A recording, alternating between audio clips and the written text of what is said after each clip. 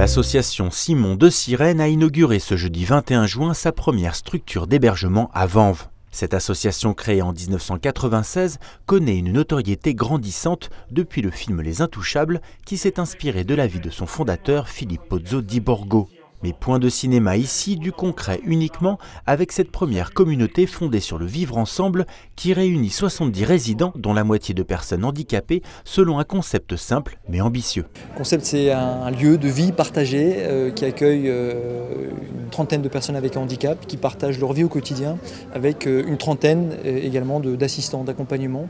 Une partie de ces accompagnants vivent sur place, on fait le choix de vivre sur place et de partager des petits morceaux de leur vie. Et puis l'autre partie de cette équipe d'accompagnants est externe.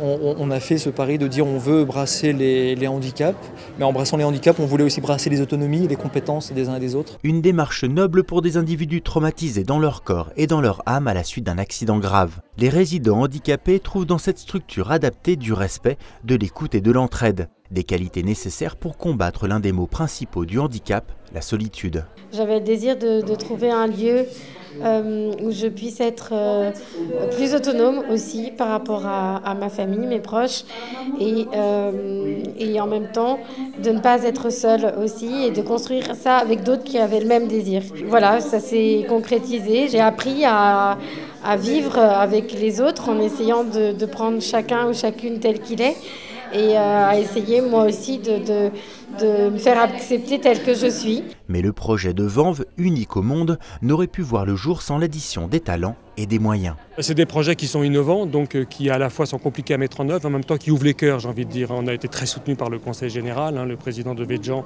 qui a voulu que ce projet se mette en œuvre, sachant qu'on débroussaille un chemin un peu innovant. La région Île-de-France, la ville de Vanves, qui a été très très soutenante, un certain nombre de fondations et de partenaires privés, les caisses de retraite, etc. Et aussi l'implication de beaucoup de personnes, d'associations, les familles traumatisées crâniens.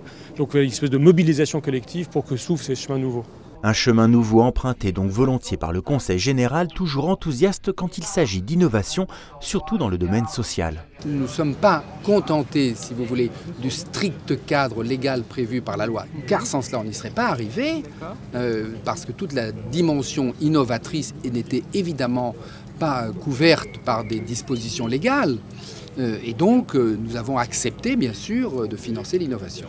En 2012, le budget du Conseil général consacré aux personnes handicapées s'élève à plus de 153 millions d'euros, une dotation en progression de 11,7%.